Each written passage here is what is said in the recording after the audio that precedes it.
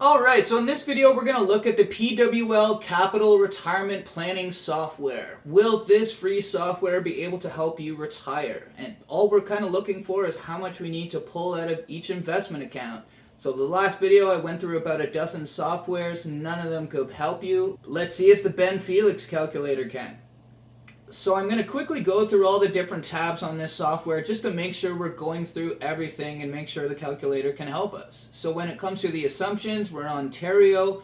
Now it's showing an 18-year-old retiring at 65, and we're just going to use this example for now. It's showing an income at $85,000 and spending at $53,000. So the first thing that's a little alarming to me, this $53,000 in spending is less than the 70% of your working income. The number of PWL is giving you off the bat is closer to 60 than 70, which is quite concerning. So when I look at the investment accounts, we have TFSAs, RSPs, and taxable accounts. So since we're 18 in this example, we're just going to put our first $7,000 in a TFSA.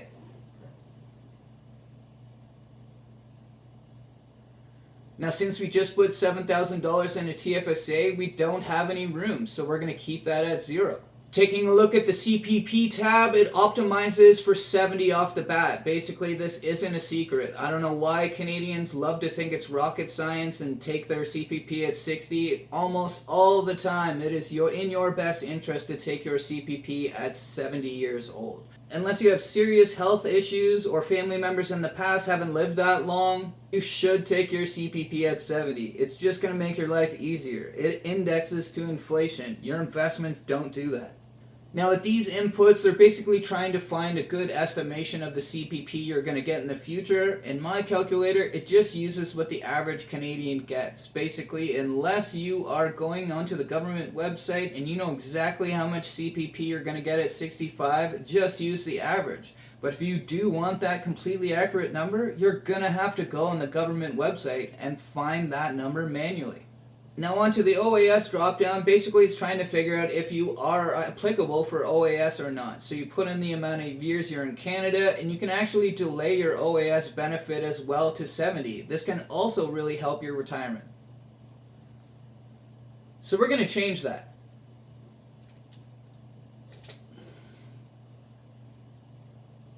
So you can see the calculator's kind of updating things, and it looks like we got a little more money when we shifted our OAS benefits to 70. Onto the DB pension, this probably stands for defined benefit. This is for people who have like a government pension, if you were a teacher or a nurse. Basically, these are your gold-plated pensions. We're not going to worry about this right now though, because we're 18. We got our first job, we're probably working at Walmart or Shoppers Drug Mart. Alright, now onto the life expectancy. Basically, they're using the FP Canada table. This is probably the most accurate way to do it. By inputting your sex and your survival percentage, it comes out with a life expectancy of 95. Most retirement calculators default to 95 in Canada. I wouldn't make a retirement plan for any life expectancy less than 85 though. You're just playing with fire and you just don't want to run out of money. Don't make your life easier by saying you're not going to live as long, because if you live longer than that, it's just not going to work out.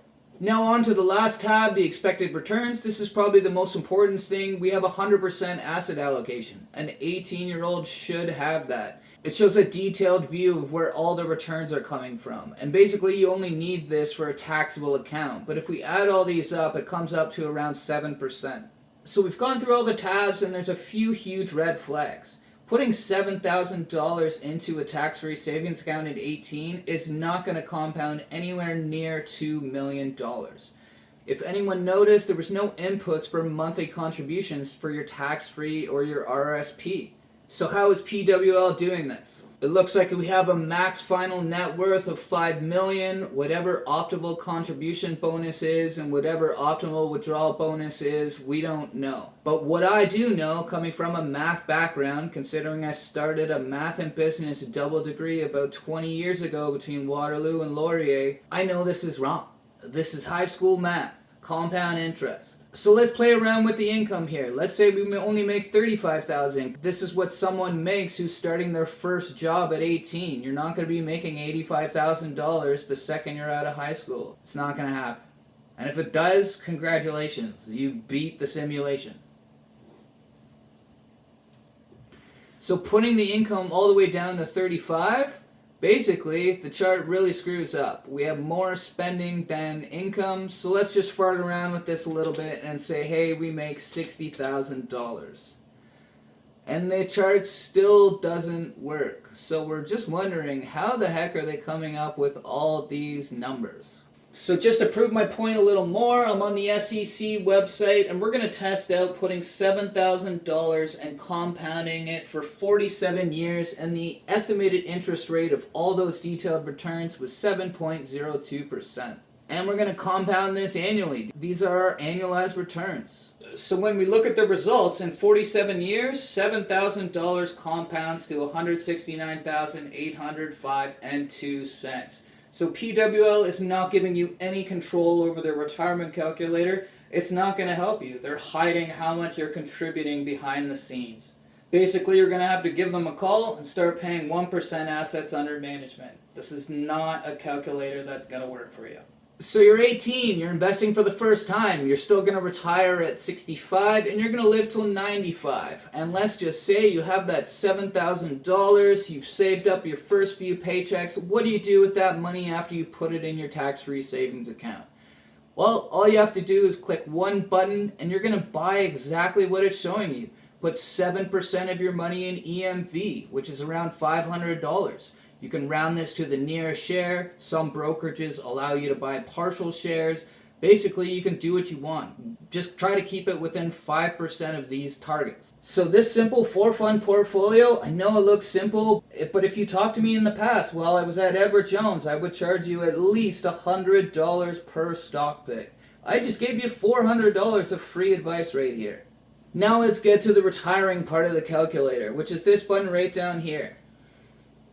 And basically, right now, the retirement calculator is included. Now, there is a paywall on the initial app. And if you guys want this calculator for free, comment free in the comments. I'm going to need a lot more subscribers, a lot more likes to make this free. Why? Because it shouldn't be free. This is the tool that you don't have, that you don't know you need. Basically, I used softwares in the past to help with clients. Nothing has changed. Even if you're a passive income investor and only withdrawing 70% of your distributions, this calculator will tell you if the amount of distributions you're taking or not are too much or too little.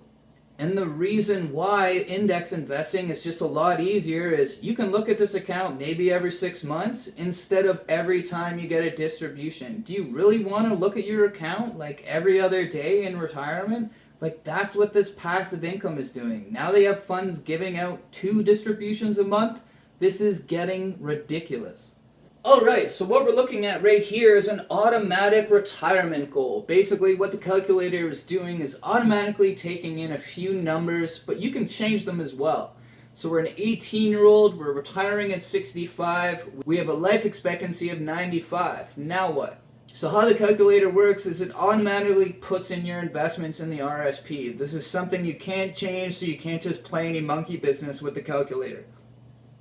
So we're going to put $7,000 in the tax-free, and you can see it kind of takes it out of your RSP plan there.